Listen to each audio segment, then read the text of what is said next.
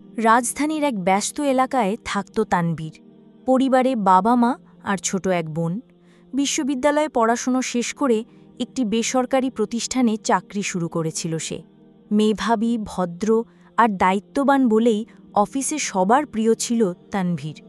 কিন্তু ওর জীবনের সবচেয়ে বড় সম্পদ ছিল বন্ধুত্ব, বিশেষ করে ৩ জন বন্ধুর সঙ্গে: সাব্বির, রাফি আর জুবায়ের। ৪ জনের বন্ধুত্ব শুরু স্কুল জীবন থেকে।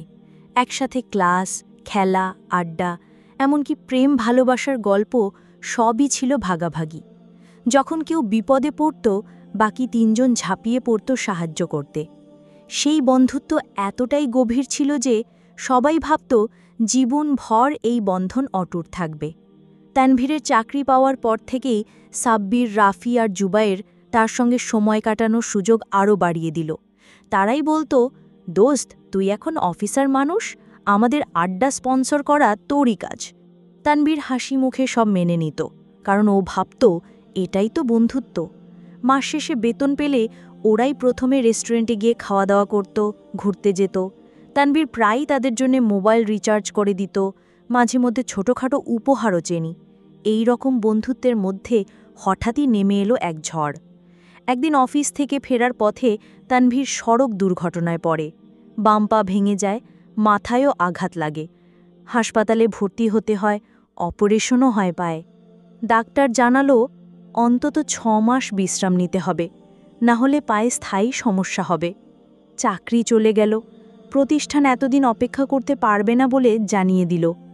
বেতন না থাকায় তানভীরের পরিবারে শুরু হলো টানাপোড়েন। ওর বাবা পেনশনের টাকায় কোনো মতে সংসার চালান, কিন্তু চিকিৎসার খরচ সামলানো কঠিন হয়ে দাঁড়ালো। এমন সময় তানভীর তার সবচেয়ে কাছের ৩ জন বন্ধুর পাশে দাঁড়ানোর প্রত্যাশা করল। ফোন করল সাব্বিরকে, বলল, দোস্ত, একটু কষ্টে আছি, কিছু টাকা ধার দিতে পারিস? সাব্বির প্রথমে বলল, দোস্ত, এখন একটু টাইট, পরে দেখা করব। রাফিকে ফোন করল, সে তো বলল, দোস্ত, তুই তো অনেকদিন কল করিস না, এখন আবার টাকা চাস, পরে কথা বলি। জুবায়ের তো ফোনই ধরল না, পরে মেসেজ করল, বিজি আছি ভাই, পরে কল দিও। তানভীর যেন আকাশ থেকে পড়ল। এ কি সেই বন্ধুরা যাদের জন্য সে দিনের পর দিন নিজের কষ্ট চেপে খরচ করেছে? সেই ৩ জন যারা কখনো না বললে অভিমান করত, আজ একবার না শোনার ভয়েই সরে গেল। কিন্তু সবাই কি এমন? না। বিপদের সময় দেখা গেল এক অপ্রত্যাশিত বন্ধুর রূপ। তানভীরের বিশ্ববিদ্যালয়ের এক সহপাঠী ছিল রিমি। কখনো ঘনিষ্ঠ বন্ধুত্ব ছিল না, তবে মাঝে মাঝে দেখা হলে কুশল বিনিময় হতো। হঠাৎ একদিন রিমি ফোন করে বলল, তানভীর ভাই, শুনেছি আপনি অসুস্থ, কিছু লাগবে কি? তানভীর প্রথমে লজ্জায় কিছু বলতে চাইল না, পরে সত্যি কথাটা জানালো, ঔষধের টাকাটা জোগাড় হচ্ছে না। রিমি বিনা দ্বিধায় বলল, আপনার ঠিকানাটা দিন, আমি আসছি। সেই দিন থেকেই শুরু হলো এক নতুন অধ্যায়। রিমি নিজের সামর্থ্য অনুযায়ী সাহায্য করতে লাগল, টাকা, ওষুধ, এমনকি মাঝে মাঝে রান্না করা খাবারও পাঠাত। কোনো বিনিময় চাইনি। একদিন তানভীর জিজ্ঞেস করল, তুমি এত কিছু করছো, অথচ আমি তো কখনো খুব আপন ছিলাম না তোমার? রিমি মৃদু হেসে বলেছিল, আপনি মানুষ হিসেবে ভালো ছিলেন, বিনিময়ের আশা কখনো করেননি, তাই সময় এলে পাশে দাঁড়ানো আমার দায়িত্ব। এই কথাগুলো যেন তানভীরের ভেতরের দুনিয়া পাল্টে দিল। সে বুঝল বন্ধুত্ব শব্দটা আসলে খুবই ভারী।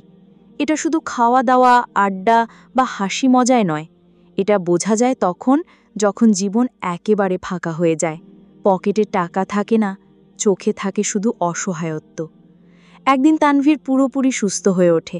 আগের অফিসে চাকরি না পেলেও নতুন একটা ছোট চাকরি শুরু করল। সময় নিয়ে আগের সম্পর্কগুলোর দিকে তাকালো। কত কিছুই তো দিয়েছে সাব্বির, রাফিয়া, জুবায়ের। আমার কত কিছু কেড়ে নিয়েছে তাদের অপেক্ষিত নীরবতা। কিন্তু রিমি, সেই কখনো তানভীরকে ছেড়ে যায়নি, পাশে ছিল এক বোনের মতো। সময়ের সঙ্গে তাদের সম্পর্ক আরও গভীর হলো। শেষমেশ পরিবারে রিমির কথাও জানালো তানভীর। পরিবারের সম্মতিতে বিয়েও হলো। আজ তানভীর তার জীবনের সবচেয়ে মূল্যবান পাঠ শিখেছে। টাকা না থাকলে কে প্রকৃত বন্ধু তা খুব সহজেই চেনা যায়। আসল বন্ধুত্বের মুখোশ পড়ে না, তা ঠিকই উজ্জ্বল হয়ে ওঠে অন্ধকার সময়। এখন যখন সে নতুন বন্ধুদের সঙ্গে সময় কাটায়, তখন আর সহজে কাউকে বিশ্বাস করে না। কিন্তু যারাই প্রকৃত ভালোবাসার শ্রদ্ধা দিয়ে এগিয়ে আসে, তাদের সে জীবনের একান্ত জায়গায় স্থান দেয়।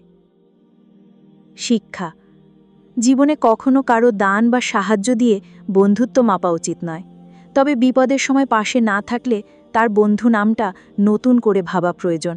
কারণ সম্পর্কের আসল রূপ টাকা থাকলে নয়, বরং যখন সেটা থাকে না, তখনই প্রকটভাবে সামনে আসে।